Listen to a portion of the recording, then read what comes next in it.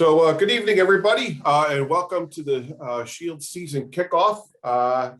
It's been about a year, I think, since we've kind of done a Shields webinar, and appreciate everybody coming on board here this afternoon and this evening, depending on where you are. Obviously, we're kind of looking at this as a little different than we did last year when we were doing this webinar series. A lot of uncertainty last year about what the season was going to hold for us. And I know a lot of folks did get out in the water and got some of their season in. I think all of us feel a little bit more, hopeful for this season, and kind of get me a little bit more excited. I know things, plans are coming together for nationals and a whole bunch of other stuff. So anyway, I wanted to welcome everybody here and appreciate you coming. My name is Brian Hayes, for those of you guys who don't know me, and I'm going to introduce a couple of other folks here in just a second. First thing I want to do is remind everybody to support the class. Join the Shields class. It's online, shieldsclass.com. If you haven't got your dues in, they're due by June 1st of every season, and it's April now, so no reason not to hop online after we get offline here just about an hour, and remember to join the class. I want to bring in two of my cohorts here. Neither one of these guys really needs an introduction. First off, Ched Proctor. Ched and I have been working together for, 35 years here at North Sales. And Ched's a 7-time national champion in the Shields and probably has forgotten more about making Shields go fast than most of us will ever know. But I think, Ched, the most important question I have is, well, one, are you there? Is everything working? You want to unmute yourself? Or there we go. Make sure you're here. Okay, well, so happy to be here. Did you eat? That's what I'm concerned about. Did you have dinner? Yes, I did. Okay, good. That'll keep you awake and motivated here. So thanks for spending time with us. And the next person, obviously from the Newport area, Will Wells, the 2007 national champion in the Shields class. Will, I think you're not in Newport right now, but I think you're with us, right? I'm with you. Awesome. Well, guys, thanks for coming on board. Will and I spent a little bit of time earlier this week and end of last week kind of talking about what we wanted to do. Mike Topa had reached out to us, about a month ago or so, Will? And kind of that's said, right. Yeah, probably a month, maybe a little longer, maybe 2 months. Gotcha. Time flies when you're having fun. Yeah, it all blends together here in the springtime in sail making. But we kind of said, hey, you guys, can you put together something for the beginning of the season? So Will and I bounced some ideas around, and we kind of came up with maybe 5 bullet points of things that we want to make sure happen and get ready for the season. Insofar as either boat preparation or some stuff with setting the boat up and stuff like that. So we kind of come up with a list of 5 bullet points that we're going to kind of go over. Some of them are going to kind of brush through a little bit quicker because I don't want to make them seem repetitive, but some of it's kind of common knowledge or kind of basics, but kind of more of a reminder. And then we're going to get a little bit into bottom prep, talk a little bit about mast deposition, and Ched a little bit about the history of that, and kind of what are we really trying to achieve? What are we trying to talk about? We talk about the mast step and setting up the rig in the boat. Then talk about setting up the rig and the tuning. We're going to talk a fair bit about not only just shroud tensions, but headstay sag, forestay lengths, pre-bend, that kind of stuff. Go into some details about kind of how we're doing that these days. Then we want to get Ched Will's thoughts about some boat layout tips and make sure that your boat is set up so that you guys can not only sail them fast, but make them work really well. And then the last thing Will and I think is important is team goals. And we'll kind of go through some of the bullet points that we kind of go through with our teams. So hopefully all that makes sense. And Ched and Will, are you kind of ready to dive into this? Sure. Awesome. So Will, I think the first thing you and I kind of talked about is the first thing before the boat goes in the water is bottom prep. Because one of the things is you drop the boat in the water at the beginning of the season, and by and large, the bottom's out of sight, out of mind to a certain extent. And making sure that thing's ready to go for the year is pretty critical. Even though it only take a few minutes of our time, I think I'd like to hear your thoughts about what you guys do, specifically in Newport with 226, and kind of what your thoughts are to making sure you got a fast underbody for the whole year. Yeah, I mean, the key definitely is to have a smooth bottom. It's part of the whole package. So we use a pretty hard bottom paint that we can burnish or wet sand out really smooth each season. We usually burnish it to about 600. And then we'll do that every season until we start seeing ourselves wearing through the paint. Then we'll paint again and add a layer or two and start the process over again. Sometimes we'll go 2 or we'll always go at least 2 years. Sometimes we'll go 3 years. I think we're actually on our 4th or even 5th season and haven't gone through the paint yet. So that's basically what we do. We burnish every spring. We put the drain plugs in. We make sure they're all bondoed and flat, and then we sand those as well and paint them, and make sure the bottom's prepared nice and smooth and fast. A hard bottom paint, a Balto plate or a VC performance paint doesn't have a great anti-fouling to it, but it's a good paint to use when you leave the boat in the water. It burnishes really smooth. And so the key is, I'd say with any bottom paint, diving on the bottom, cleaning it ideally every Wednesday before you sail, or if you sail on the weekends. But once a week, clean the bottom, nothing's growing on it. And that's what we do. Yeah. I think it's kind of key. Yeah, it struck me, Will, you and I were talking about, one is the fact that you're kind of going 3 or 4 seasons with the same bottom, and obviously putting time and effort into it beginning of the year before the boat, before the keel gets wet. You talk about burnishing, and I always think about metals when I think about burnishing, but you're basically wet or dry sandpaper down to 600 is what you guys typically do. And then you were talking about breaking through, and I think you had mentioned you put maybe 2 coats on a couple of years ago. And Yeah. what are you looking for when you're breaking through? Yeah, so under the bottom paint, there's a gray inner protect. And when we start seeing little areas of that, then we know it's time to put more paint on it. Gotcha. I saw a question from Mike Topa about, speed coat or anything like that. We don't use anything like that on the bottom. Any kind of extra kind of marketing gimmicky. It's basically just get a nice hard anti-fouling. And then the other thing I think too that Will, you mentioned, is that the anti-fouling properties on these hard finish bottom paints, they don't last very long. And the once a week dive at a minimum is pretty critical to making life a little bit easier as the season goes on. Would you kind of think that holds true in every place, whether it's Oxford or Monterey or Long Island Sound or Newport? And what are your thoughts on making sure? I think it's nice to know you leave the boat in the water all season. It's nice to know that it doesn't have anything growing on it before you head out to the starting line. So I think wherever you are, it's nice to make sure you're keeping the bottom clean and smooth and fast. I think one of the things you said to me earlier is, like, if you miss a week, it's not twice the amount of work to get it done. It's like 3 times the amount of work to get it done. So kind of getting into a early part of the season, getting into a schedule. If you're not going to dive on your own boat, get somebody queued up to dive on it, and try not to miss a week, and it's going to make your life a whole lot easier. And not only that, but as we get into August and September, that much faster, right? Yeah, for sure. Part of the whole package. Right. And so again, we didn't want to spend too much time on the bottom prep, but I think it was important that getting people into getting their thoughts around the idea that not only you got to make sure everything's ready to go. If you have any spots that sanded through, time to get another coat on, get the thing down to 600, furnish down to 600, and then make a commitment to get the bottom cleaned up. And I know the guys up in Newport are pretty serious about making sure that happens every week, and you've got a lot of divers and stuff. So anyway, just that's the first kind of bullet point. And Chad, any comments on that stuff? I mean, Well, I just like to see it smooth, and I guess talking about reapplying, I don't see much point in worrying too much about the anti-fouling, because I feel like whatever you do, you want to clean it every time, every week before you go racing.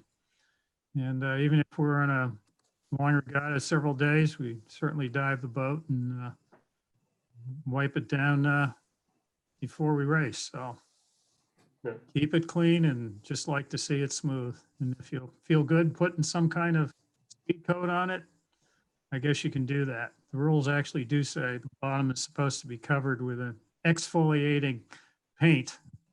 So need to do that. Good stuff. Well, good. Kind of thanks for going through that. I know, especially Will up there in Newport, you're dealing with this stuff constantly, and so again, everybody kind of wrap their heads around making sure that you guys have kind of all these bullet points ready to roll for the season. The next thing we want to kind of brush on quickly is the mast step position. And Will and I got talking about this. I think it was Mike Topa kind of got that into Will's head a little bit, in my head, about kind of the mast step position. And we kind of talked a little bit with Ched and Will about the hawk rule. And Ched, maybe you could talk a little bit about 245 and hawk in the early part of that campaign and your mast step, and kind of how you got to where you're at and how the rule maybe came about. And then we'll kind of skim over what the important part, what are we really trying to achieve when we're talking about what the mast step is? Yeah, well, going back to way back before we actually started racing the 245, when we first were doing some sail development and testing with two boats, one thing we learned that seemed to be pretty definite was that with two boats sailing against each other, as the wind increased, whichever boat could balance with the traveler eased to leeward sooner seemed to go faster.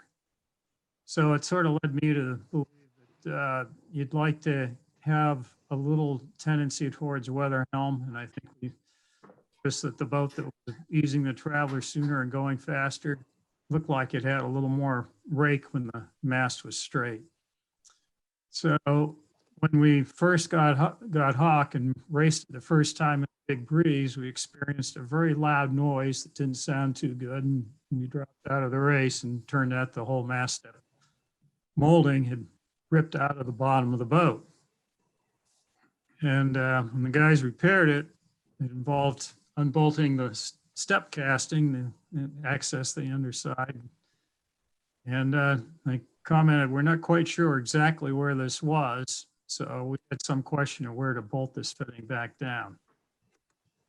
So my solution was, or thought was, well, I think probably further forward, so we have more rake. The mast sort of rotates around the mast partner. So probably further forward, but we want to maintain the one design integrity of the shields. So in our little fleet, we went around and measured where the steps were in all the boats. My thought was to go with the one that was the furthest forward, not wanting to exceed what seemed to be the norm in the class. Turned out the boat that had it the furthest forward was the boat that had been winning for the last few seasons. So we duplicated that. And that's where the step lived all the time we had the boat. Okay. It's actually, and I guess that the history of that is important, because at some point, I would say maybe 15 or 18 or maybe 20 years ago, it became more important with the class, kind of trying to figure out where all the mast steps were. And I know back in the day, Peter Gerard was kind of doing some work on that. And the class now has an X measurement to maximize how far forward the step goes. But in talking with you and Will, we actually all kind of came to the conclusion that, as important as that might seem, there was something that seemed a little bit more important, and that was basically being able to get the mast far enough back of the partners for one, and make sure that the rake was kind of right. Is that? Yeah, I've always felt that it should be back at the maximum, and we basically wedged the mast in the back of the hull. We had a little fitting that Cape Cod supplied with a boat that fit right in the front of the mast and held it against the back of the partners, and that's where it always lived, never adjusted. That's the way it always was. Looking at that boat, looks like the mast is kind of vertical. Scares me a little bit. I think fast boats that win tend to look like they have a little bit of rake. But I also heard that when I first started to check mast step positions, as people have been playing with it, that our mast step was somewhat in the middle of the range. And I suspect that it can be easy enough to go too far. Generally, I think they're probably in a fairly standard location, but what happens is the boats age, they get repaired. Some have mast steps that get soft, and there can be some variation. So it's something to be aware of that can slow you down if it's too far back. I think that that's one of the things and I'm sorry, Will, I'm not sure if you're going to hop in there, but that's one of the things that the three of us kind of talked about, is that the mast position, the more critical thing is to make sure that we get the mast to bend right, make sure that the mast is far back in the partners as allowed by class rules, right?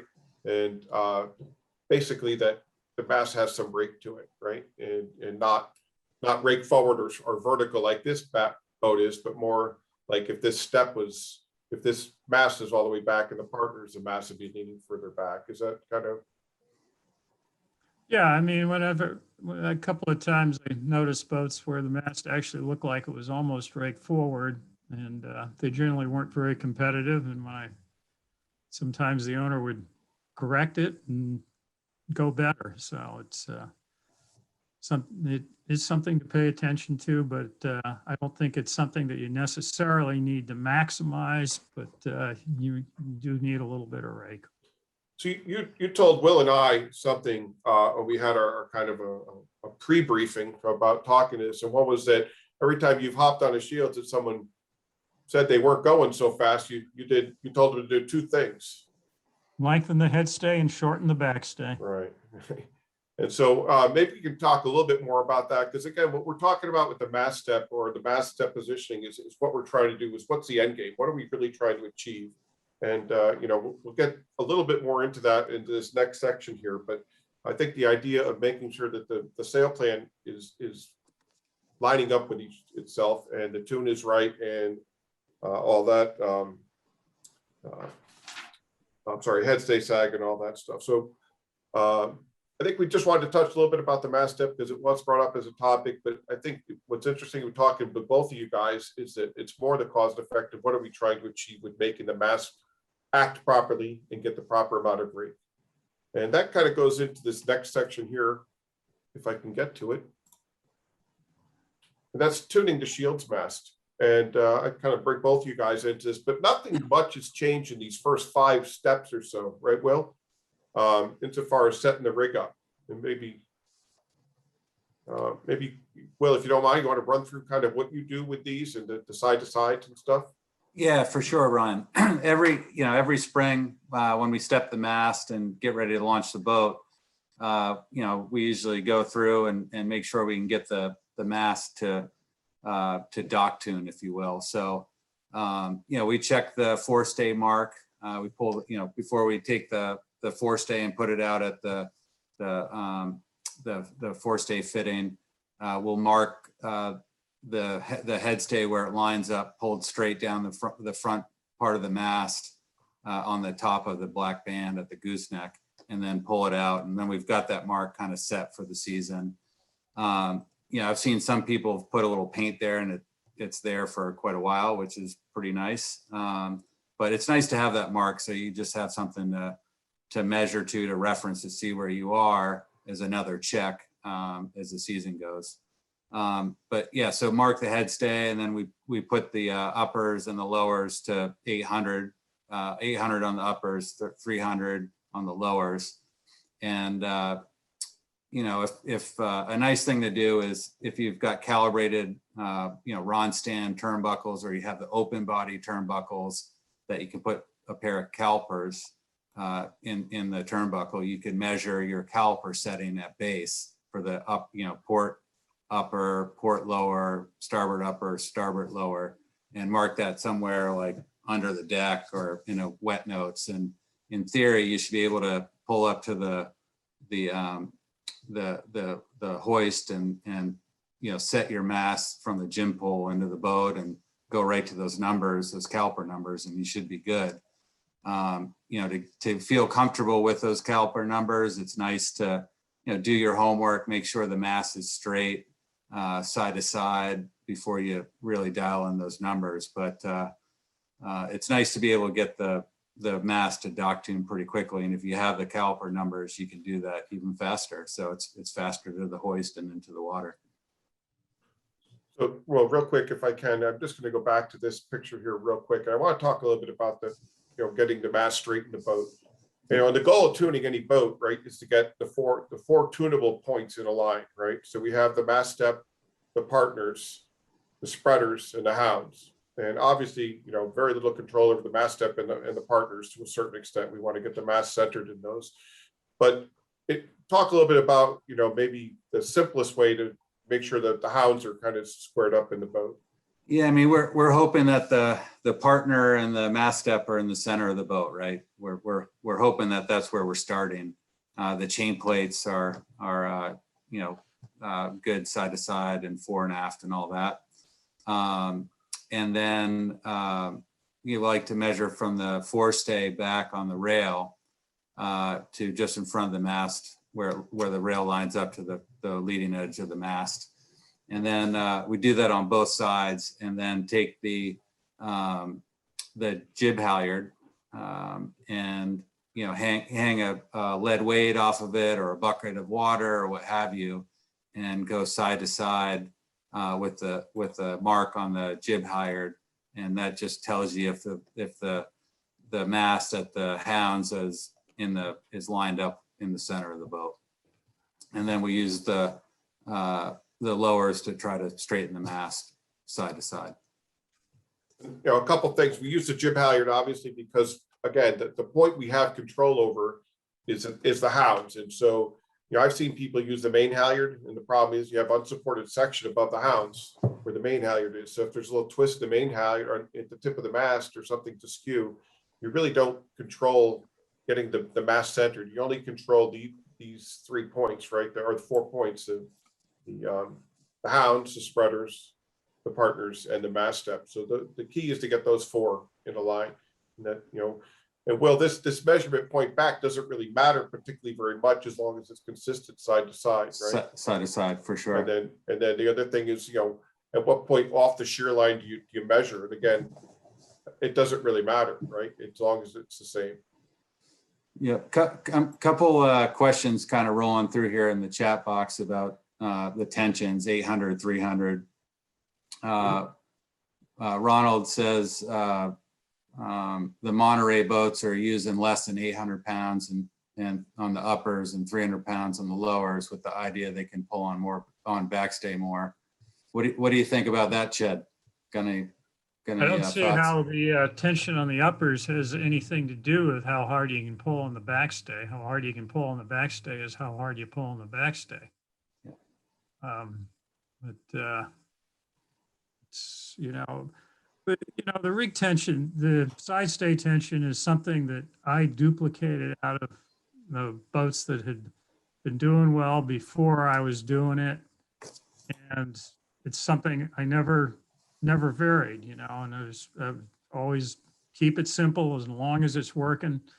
Don't mess with it. You make things too adjustable and you can adjust them and have a chance of being wrong 100% of the time. And, it's all, as I see somebody else there asked about looser lowers. Is this right. A secret? Yeah, Bill Doyle. Yeah.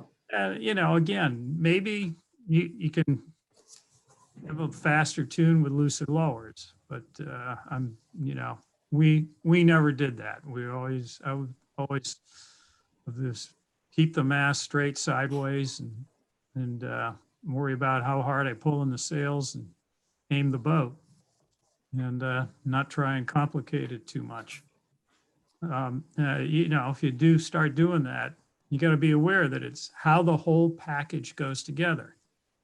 And you loosen the lowers, it lets the middle of the mast go to leeward, and it's going to make the front of the main a little rounder and take a little twist out. And maybe you put it back in with a little more backstay. So if you get the whole package to go together right, maybe it will gain a performance edge. Now he says, I think his word were almost slack, but 300 pounds is almost no tension. Virtually. I mean, it's not very much really on the whole scheme of things. Yeah, it's almost like I always felt the lowers are almost just holding the spreaders from going to leeward more than they were like. Sure. And if you loosen them off, the spreaders are going to go to leeward, and the tip of the mast come to weather. A lot of boats they still use that as a tuning tool big time. But all I can say is I never messed with it in the years I raced the Shields. I think some people have gone with looser lowers, and I, you're right, Chad. The cause and effect is something. When you loosen the lowers, a couple different things happen, and making sure that all the boxes get checked when you make one change is pretty important. I do think of once you're in 6 knots of breeze and you've got the boat loaded up, the steward shroud's going to go slack anyway. I just don't think that there's that much on the thing, but I don't disagree that it's possible you could, like you said, Chad, get a small advantage of kind of fooling with it. And that's the beautiful part about this, right, guys? I mean, we're coming up with different ideas to try to make the boats fun to sail and go a little faster. And I'm sure things have changed a little bit since 1987 and 93 and stuff, but that's good. So there was also go ahead, Will. And the masts have changed a little bit too. It seems like the newer masts are a little more bendy, and you can actually get them to sag a little bit to leeward and light air. And John Burnham, asked me a question about the lowers on 226, and over the years we've played with them a little bit. A turn or two off of them, gotten the mast to sag a little bit. The older mast though, you couldn't, you couldn't get it to sag at all, so we didn't mess with it too much. Probably to get it set, you need to let it slide sideways in the partners a little bit. And that's certainly going to change the shape of it. Yeah, it's definitely, not all masts are the same, right? So they all, a lot depends on how they bend. Yeah. So let's keep rolling here. Yeah, because I think the other thing too, I think there was a question about headstay length. We'll get into that a little bit here because as we talk a little bit more about the tuning and stuff like that. So again, that's kind of got the mast straight in the boat, and it kind of steps into this next part. And if you read the current North Tuning Guide, it kind of goes a little bit on older information, although the numbers aren't radically off. Chad kind of started fooling around with a new tuning method about like 2 years ago. And you want to talk a little bit about this, Chad, and why we think it's a little bit more consistent? Yeah, it seemed that we, just using the mark method didn't necessarily get equal results from boat to boat, or from one person doing it to another for whatever reason, little variations in the boat. So this is a method. The thing you're really trying to achieve is the right amount of mast bend and headstay sag to give your sails the right shape.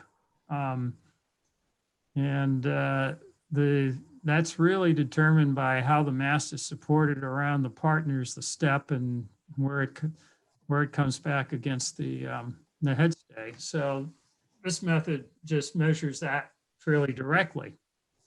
So these are the steps where you have with no sails, and your uppers and lowers set, and then you put tension on the backstay until the headstay just comes tight.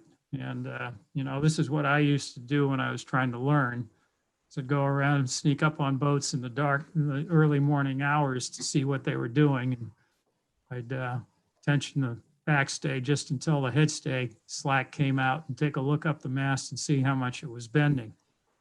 But to put a little bit of a system in it, actually designated a tension to go onto the headstay by using a loose gauge, putting it on and pulling it up until it registered 10, and then look up the mast and make a little gauge that you can use to actually measure it. So it's a little more quantitative and less subjective.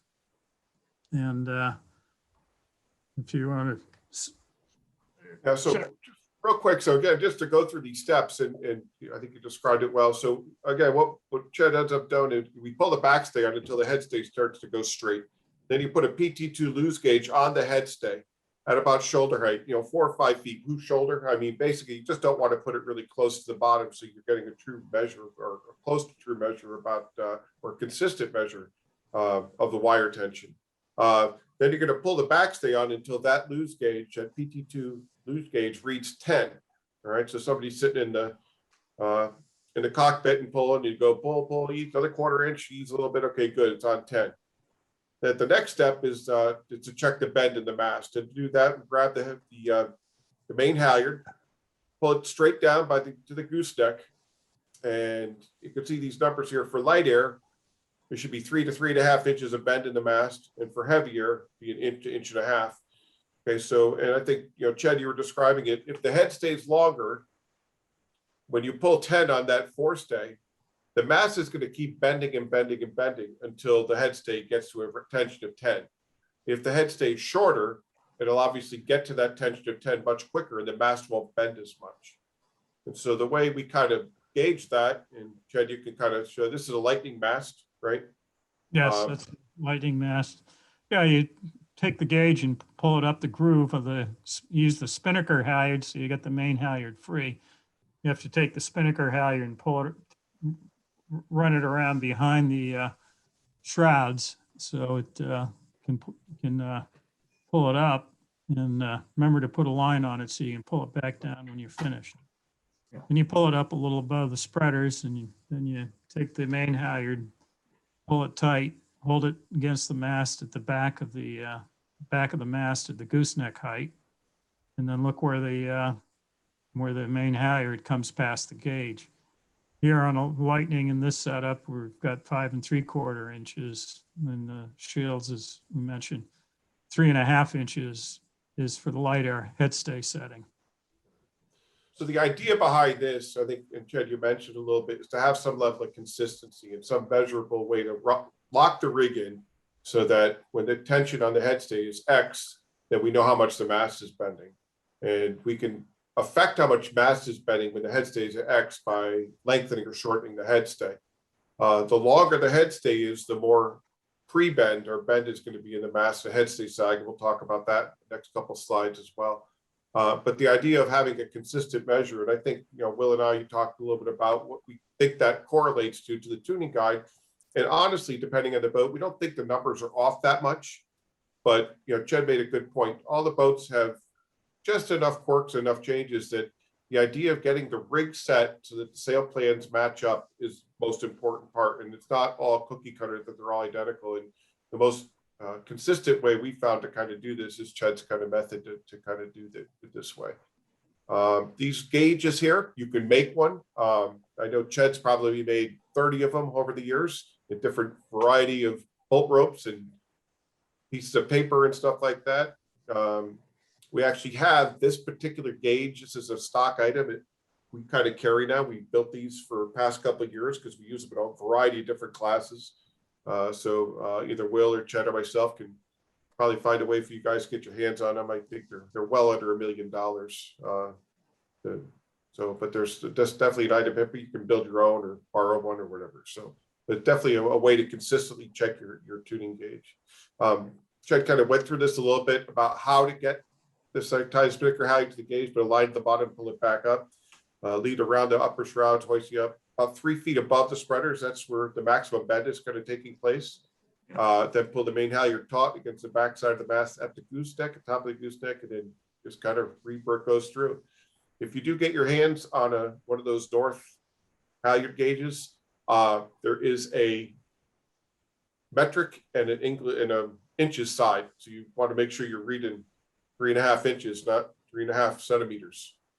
So this is the inches side. So anyway, that's been the most, I think, we've kind of decided, Will, that it's kind of been a pretty consistent way to kind of do it. You like the way he's kind of got it set up here, right?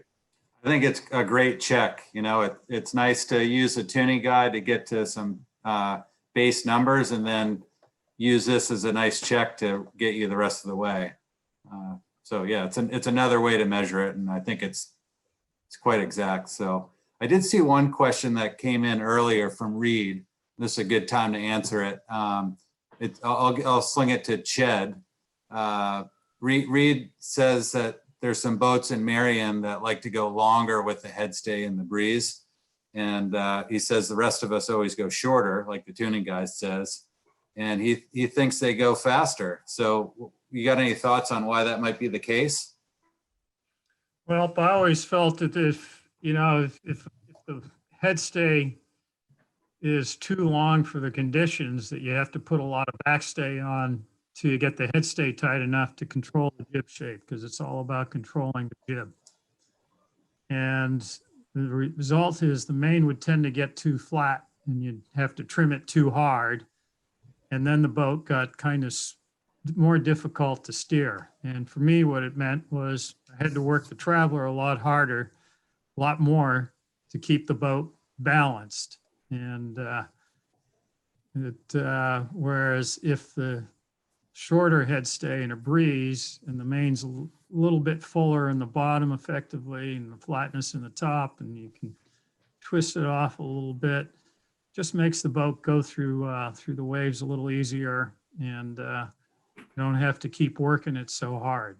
But I guess to some extent, I felt like if the headstay's real long, it just makes the boat require a little more concentration to keep the tiller so it isn't pushing or pulling, and so the boat's tracking.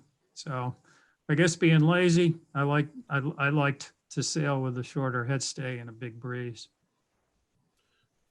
Well, it's actually a brilliant segue, Will, to the next kind of section, because we talk. I had one other question to kind of throw in there from Pete Denton. He's asking what's the definition of light and heavy air on your mast bend measurement, Jed? Can you give us a range? Well, it's to say how we set it up. Basically, in before the race and decide how the boat feels and adjust then. You know, and we go through a range and somewhere in between. But I'd say the heavy air is as much wind as you race in, and light air is when you start racing. I mean, I think you can use the long setting probably up until everybody's fully on the rail and you're starting to ease the Traveler down to keep the boat tracking. And then at some point when the Traveler has to go way down, you figure out that you're going to be a little happier with a shorter headstay. How much wind is it? Oh, I don't know. It depends on the wave conditions a little bit, and it's it's a little bit of an art form. But I suppose somewhere around 15 knots, we'd be somewhere halfway in that range. It's just a range. Probably 19 or 20 plus. You're at your shortest headstay setting, right? Yeah, I'm certainly by the time it's blowing 19, 20, I'm probably happier at the shortest headstay setting. But then looking to say, are we going to fall into any holes? And, that can be the worst if you're too short when it gets light, because you can't get the jib right or the main right, and it's more about getting the jib right. So it's if you're air on the longer side, you can always depower the jib as much as you need to by pulling on the backstay, as long as you don't bottom out on the backstay. And then you have the option of dealing with the lighter conditions. Well, it seems to me there's more variables than just a number, right, guys? I mean, there's crew weight, there's wave conditions, there's experience sailing the boat in certain conditions. So it's almost like one of those things that if you find something that works for you, make sure you can repeat it. And so the next time you go out there, you got it, dialed in for how you sail the boat. So I think more understanding the cause and effect of what happens when the headstay gets shorter or longer, and what the effect has on both the sails, right? So yeah, one thing for certain, too short a headstay in lighter conditions is terrible. So air on longer Yes. headstay. Oh yeah, definitely. and you can always wash out the main as long as you can get the backstay tight enough to get the jib flat enough, right? As long as you can pull enough on the backstay.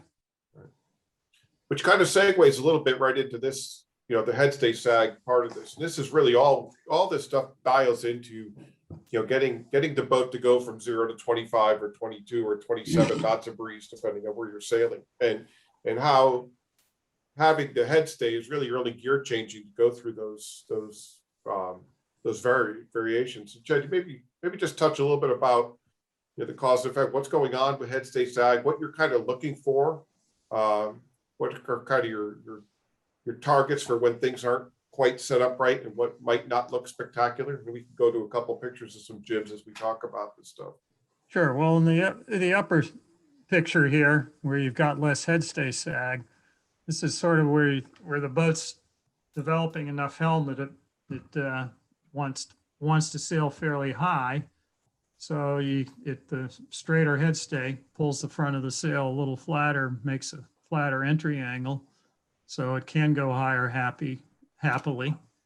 And then in lighter conditions, when your apparent wind effectively is not so far forward, then you have the wider entry angle, as you can see, is drawn by the stripes in the sail here. So it gives you a little fuller entry to find a happy place to put the telltales in lighter conditions.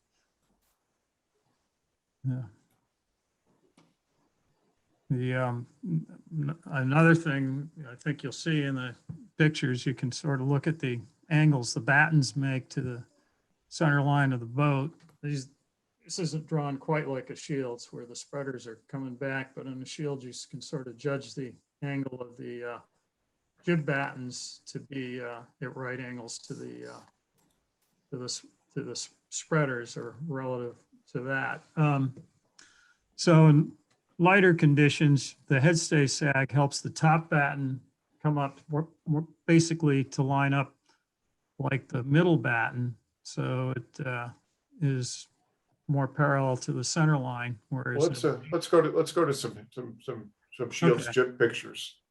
Yeah. Take a peek here. Let me see if I can catch up with you annotating. I'm not as adroit as it maybe should be, but Okay, well, this looks like a nice setup for light air because there's a substantial amount of curve towards the front of the sail. As you can see in the shape of both the bottoms, the lower two stripes. Right there, you see sort of the curviest place is near the front. And you can see that the top batten is aiming somewhat almost straight aft and fairly nearly parallel to the middle batten. Okay, so that gives you a light air setup where you've got the entry full enough so you can lay into the telltales easily and not be chasing them.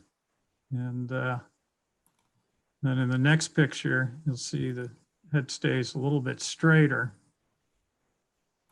And then the curvature towards the front of the sail is a little bit less, and it's not too easy to see in the picture, but a little bit the top batten of the jib, you want to show where the top batten is there, is at an angle that's aimed further out to leeward than the middle batten. So both of these setups are fast setups, but for different conditions, different wind strengths. This is for more wind than the other one. And essentially you end up trimming so that the middle batten is pretty much in the same place, but the front of the sail is in a little different place. And then the top of the sail gets quite a lot flatter with the straighter headstay. And one thing to emphasize is that the tension on the headstay comes not from the length of the headstay, but how hard you're pulling on both ends of it, basically with the backstay and the mainsail leech. So you can control the headstay sag with the backstay, and also the main sheet tension controls it too.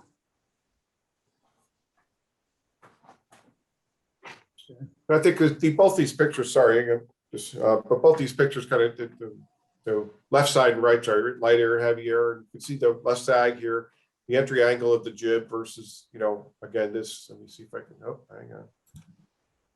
The entry angles of the jib changes, and like you're saying, having a shape you can lay the bow into and power up and go fast, right? So the thing that struck me, Ched, about these pictures we talked about earlier is how the middle batten kind of trims to almost a very similar spot along the spreader to a certain extent. Sure. Mm-hmm. And, I think the other thing too is this 90 degree, for the jib trimmers out there, this 90 degrees to leach off for that middle batten. And the other thing that, obviously for the basics, right? This telltale here, this speed telltale, the leach of the jib is a jib trimmer, making sure that that's always flying, right? If you got the gas pedal, you got the gas pedal in your hand with the jib sheet, once that thing stalls, I expect it probably inclination is to tell somebody, ease the jib out or tell them to head up, right? So Exactly. these driving telltales are obviously important, but for the jib trimmer, I think mostly I'm focused on this, the flow off the leach of the sail. Once the boat's moving and you can hear it, very light air. Once it starts slowing down, right? That's the trick. So we talk a lot about all that, but hopefully, some of the clarifications about, headstay lengths, what we're trying to achieve. And I think the big thing that, Chet had mentioned earlier is that, the balance of getting the headstay and the mast bend to kind of match up, whether it's heavier or lighter. And that's really what we're trying to achieve with all this tuning stuff. So try to come up with some numbers, try to come up with, using the bend gauge, I think would be probably the first thing I would do, even when the boat's on the trailer, and try to get the thing kind of tuned up and get, how much you have to move your headstay to go from heavier to light air. And then, dive in your range and see what you kind of feel fastest in for particular conditions. So any other comments or questions you guys want to touch on with this? No, it looks good. Susie Leach was asking where she could get the gauge, and it's not, there isn't a link for it. So just reach out to one of us. We have them in stock, Susie. Well under $1 million. So, Will and Chad and I, we kind of talked about boat layout tips, and this is kind of bullet point number 4 for the evening. And that's, one of the things that if I step on someone else's shields and go and either, kind of look up. So the first thing I kind of do is kind of look at their layout and what works. There's nothing more fun than hopping on a shield so that everything works perfectly. And I just maybe want to get both your guys' thoughts about, all these bullet points. And before you put the boat in the water, making sure all these things are working really well, right? So maybe, Will, you want to kind of run through some of these? Yeah, sure. Happy to. Yeah, for sure. Pre-season, before you launch the boat, it's a nice time to, look over all the lines, the rigging, the blocks, the shackles, just make sure nothing's worn or not working properly. Good time to get things replaced is before you got the boat in and you want to use it. So having a proper backstay that's got enough purchase and has enough range, right? So we're talking a lot about lengthening the headstay, getting a little more rake, a little more pre-bend. Sometimes you may have to shorten your backstay a little bit just to make sure you have the proper range to trim the backstay in light to medium airs. So just something to think about there. Chad mentioned it earlier, the kind of one of the gas pedals of the boat is the traveler. So having a good traveler set up that works and moves, and the car's in good shape, all the ball bearings, all that stuff is serviceable. That's going to make the boat go a lot faster, and it's going to make the crew a lot happier and less tired at the end of the race to have a proper moving traveler. I think we did get a question that popped through before, pre-webinar, asking about a nice traveler setup, and I know Chad found a couple pictures that we will send to that person. Jib halyard, it's another great adjustment. A lot of boats have gotten away from the horn cleats and put a harken cleat on the step on that same halyard brace with winches on it. Right. It just makes it, much faster to uncleat and cleat and get to your marks. The key for sure is marks on the backstay so you can repeat settings, marks on the jib halyard so you can repeat jib halyard settings. Really, really crucial.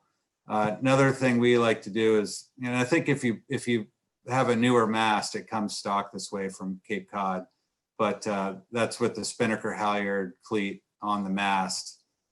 So the bow person can be up on the bow and hoist the spinnaker away from, one less person in the cockpit, where the spinnaker is getting launched and halyards are going up and down, things like that, jib halyard.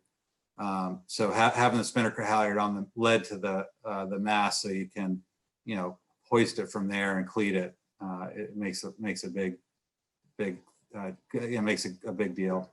Having a proper vang that you can trim and uncleat and cleat and works and functions is pretty crucial. We were talking a lot, the three of us, about, jib sheets 2-to-1. Obviously, 1-to-1, the boat was, set up, drawn that way. Ched seems to like the 1-to-1. I like the 2-to-1.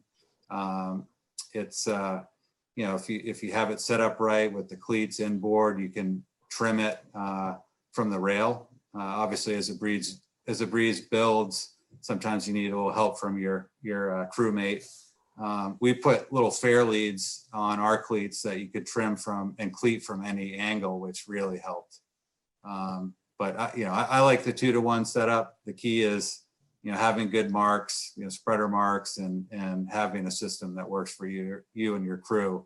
For sure, it's nice having the crew on the rail when it's medium to heavy breeze. So think about that. A lot of the boats have fine tunes in Newport. I like simplicity. I'm fine without the fine tune, but I know a lot of teams like it. And there's some good setups around the fleet. And then, into jib tacks and we have a couple strops. We have a longer strop. I think it's about 2.5, 2 3/4 inches. We run most of the time light, medium breeze. And then in heavy air, we'll tack it further down. What do you think, Ched? How did you do it when you were racing Shields and winning all those national championships? Did you do something similar to this? Did you adjust your tack height too often? Yeah, How did you do it? We had 2 4-inch shackles that were laced together, and could use both of them for the lighter air, higher tack setting, and just take it down to 1 so it's down close for a breeze. And when you get the saggy headstay that you need, and you get the brake, the clew tends to get low and gets hard to trim the sail enough. And to help that, raise it up, and what it does is it gets you more sail a little higher up when you need the sail area, and it uses the foot round. Still touches the deck further back in the middle of the sail. But then when the breeze comes on, it's a little bit like you can put in a reef effectively by moving the tack down. You bring the whole sail down, and also the headstay sag comes out. So you end up pretty much trimming to the same sheet position. One thing is that as the breeze comes on, you need to pull the foot tighter and tighter, and to get the sail flat enough. And the foot round can tend to come up in the air and start to flap. And the way to get around it, if you've got the lead in the right place, is to lower the sail down so that foot round lays on the deck. And breeze, you don't need that much sail area. You got plenty. So then you're reducing it. That's a good point too. We're talking about, using the deck to support the foot, because, again, once the thing gets up in the air and starts flapping, that's bad news in general. I mean, you want to keep it so you're using the deck to support it, almost like a batten, for lack of a better description, to make it so it doesn't flap, and you can trim the jib hard enough in breeze so it doesn't misbehave, I think, as you like to say. The other thing we want to mention here, the soft shackle, and I don't know whose boat this is, to be honest with you guys, but pulling the tack forward so that you can get it high enough off the deck. So having, whether, we were talking about this earlier, soft shackle or a line or whatever, just something that you can get on there pretty quickly and be able to have the tack get pulled far enough forward so that it keeps everything in line. Otherwise, the tack will just pull back, 30 degrees off of that shackle height. So Yeah, the Uh, tendency will be to develop a wrinkle coming out of the bottom hank. If you get that wrinkle, it's a pretty good indication that the tack's a little too far back. good tip there for sure. So one other thing we wanted to talk. So again, we got the little picture of this, the foot kind of supported. The other thing I wanted to mention here, and Chad, you sent me this picture. Other than the fact that you guys are trying to sync the shields, don't forget to put your covers on. But this is a picture that you wanted to share with the kind of making sure that the controls work really well. And that's actually, this is a part that's available from Cape Cod. And I think almost all the competitive boats have some kind of way that the backstay and the traveler go right to the mainsail trimmer and or the helms person, so they can cleat and uncleat it easily and make it work. And that's kind of what we're talking about insofar as functionality, accessibility, and functioning controls. You guys spend a lot of time talking about the traveler, and the traveler goes up and down a lot in these boats in certain, under a lot of conditions, and making sure that you can move it with one hand and kind of put it where you need it to go without fighting it. I spent some time down in Indian Harbor with Jonathan with his boat, and we spent a lot of time in his traveler because we just couldn't get it to work right. We spent a lot of time so that it's a one-handed kind of pull kind of thing. So these things here down here in the corner, right? That's you were sending me the picture for, Chad. These are, I think, available that you could just kind of buy them from. Well, there's several things that are kind of interesting in this picture. This is Bill Berry, who's won the Nationals, I think, a couple of times and is always a top competitor. And the one point of the traveler setup is that where his hand is there is just a slight up and down motion to cleat and uncleat it. Another thing to notice is how he's got the tiller, holding the tiller extension with his hand on his leg. And to me, it takes a lot of sort of self-control not to move an shield threader tiller too much. And by holding the hand right against the side of the leg, you can hold it very steady and still feel the pressure on it, and use the pressure to tell you how much to pull or ease the traveler. To me, I think you told me the easiest job in the shields is driving, because the only job is to hold the tiller straight, right? Straight, yeah. So let's move on. We're getting just about to the 1 hour point. I just wanted to blast through the last couple slides here. So I apologize for going over everybody. Every time we have Chad, who's on board to kind of give us some of his insights, I kind of love to hear from him. So the last bullet point, Will and I talked about setting team goals. And this is the time of year we kind of get together and kind of evaluate what we really want to have happen for the year. And kind of get together with our teams and set your expectations. I think that's the first thing you should do, is kind of figure out what you want to achieve for the year, whether it's go to the Nationals, participate in the Nationals, qualify for the fleet championship, win a fleet race, whatever it is.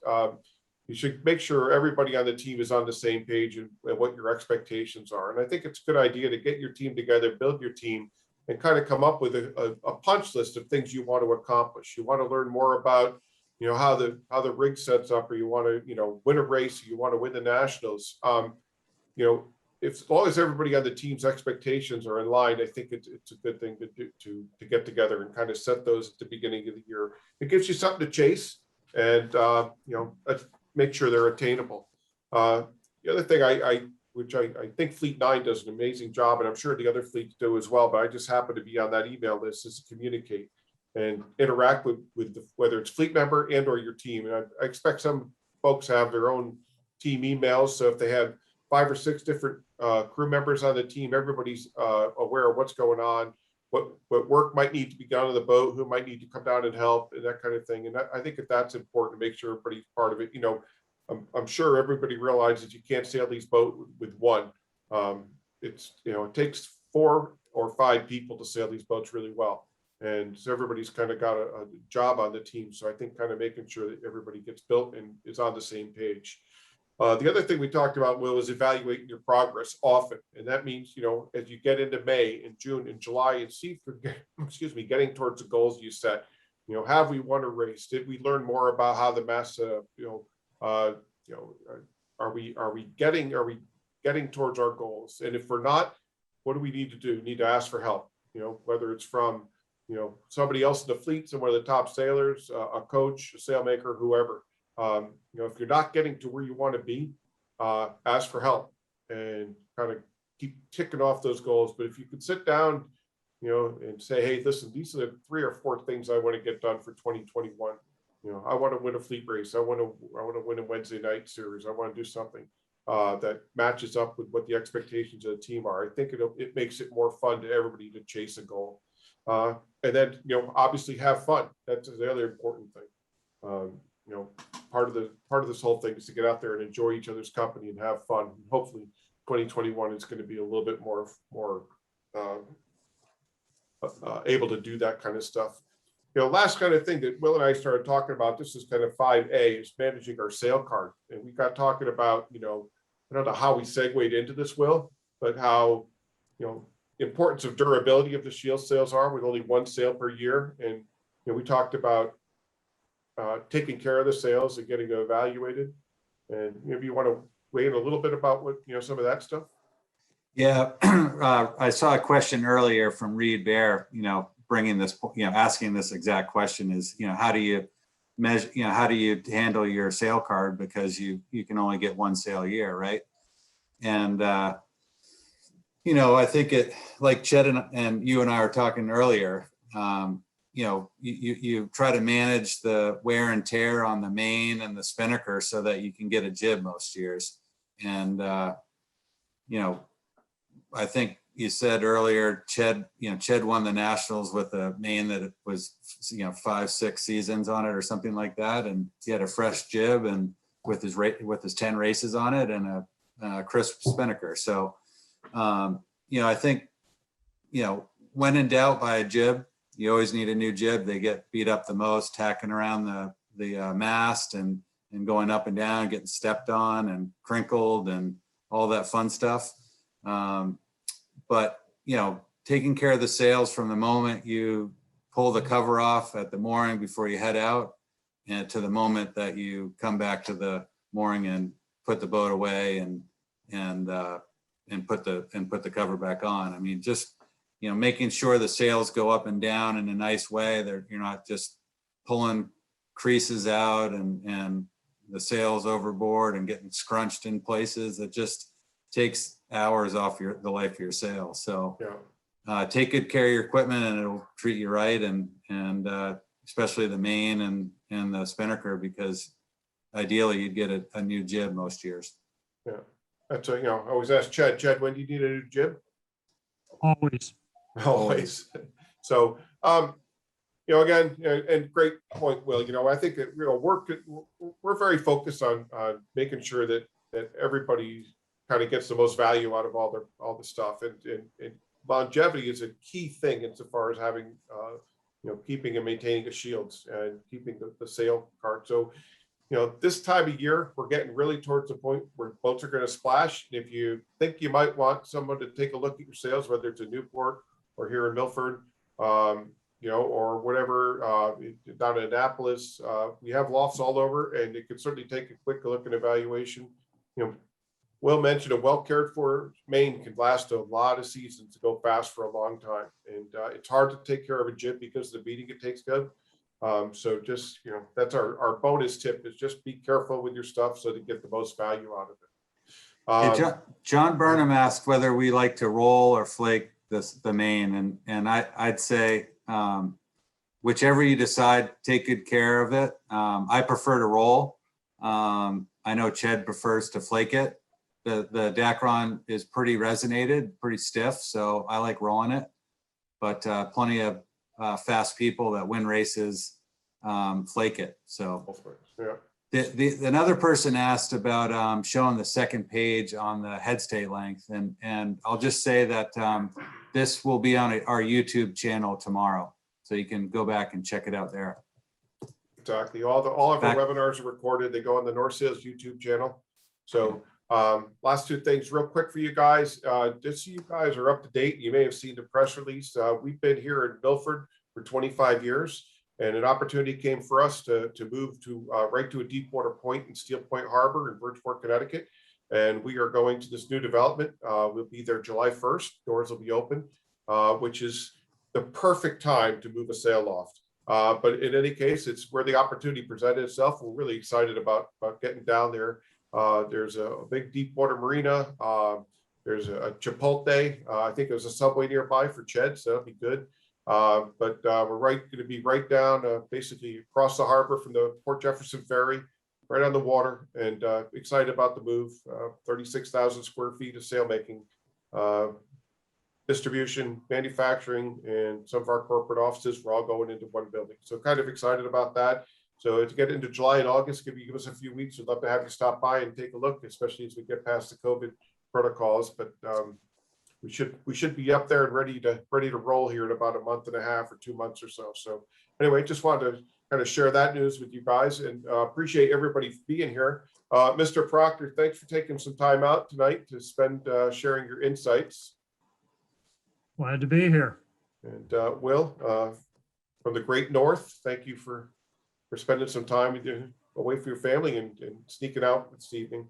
Guys, if you have any questions, Ched, myself, Will, Tim Dawson, Tim Healy, Mike Marshall, Mike Topa, all of us kind of work for North and love Shale and Shields. And if anybody has questions or get stuck, and as I said the slide before, reach out for help. So set your goals for the year. If you have questions, reach out to us. And thanks again for everybody for being here tonight. Thanks, Brian. Thanks, Ched. Thanks, Will. All right, be safe. Cheers, everybody. Good night. Good night.